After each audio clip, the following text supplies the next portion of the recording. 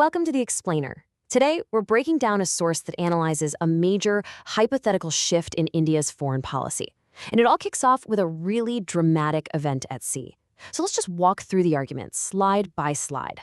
So the source's entire argument really hinges on this one incident.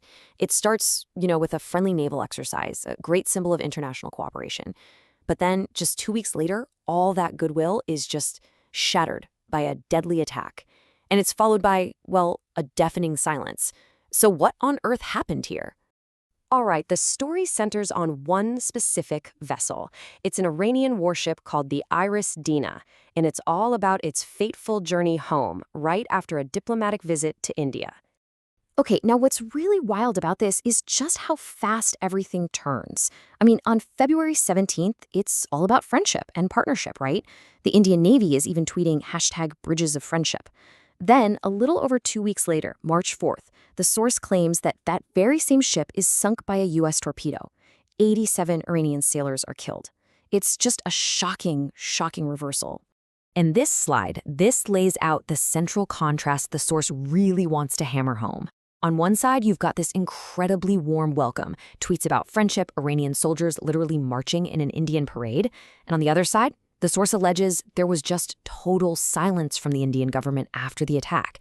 No official communication, and it even points to a tweet from a party account basically saying, "Not our business." Now, to really get why the source is so focused on India's silence, we kind of need to zoom out. You see, the sinking of the Iris Dina didn't just happen in a vacuum.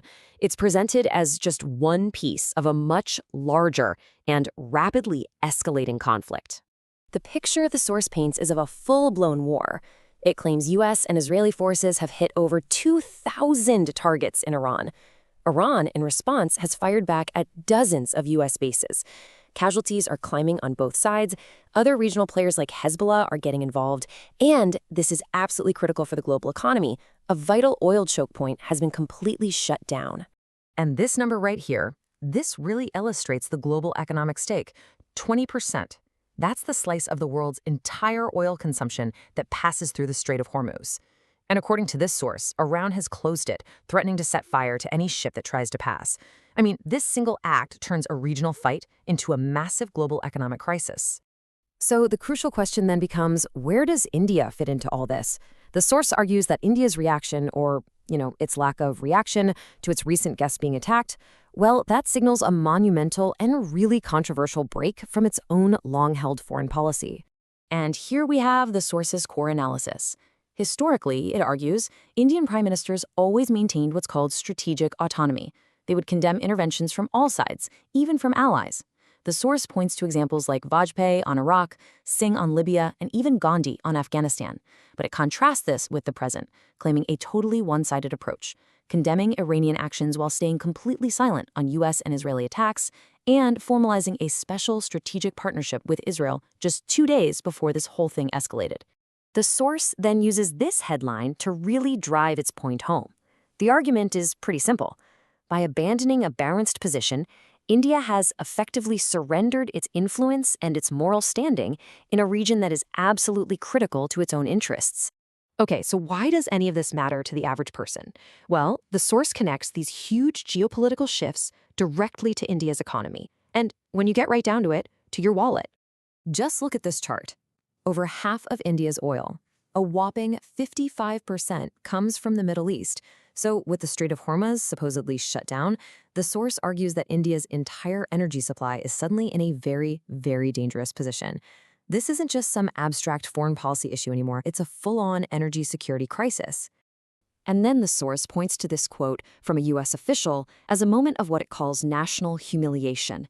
The idea that India, a sovereign nation, needs permission to buy oil, well, that's presented as a really stark symbol of lost autonomy. The source frames it as a temporary pass, with the expectation that India will just buy more American oil later on. So, all of this leads to the central question that the source keeps asking. Why? What is the reason for this alleged dramatic shift in India's policy? Why would it give up a long-standing position of fierce independence? So, to explain the why, the source turns to theories that it says are circulating among opposition leaders. It presents this idea that a major corruption charge against a prominent Indian conglomerate is actually being used as leverage by the US. And the conclusion of this theory, as the source presents it, is that this leverage has left the government compromised, forcing it to surrender its foreign policy to outside interests. And that brings us to the final question the source leaves us with. Is this series of events, as it lays them out, the sign of a bold new strategic alignment in a rapidly changing world?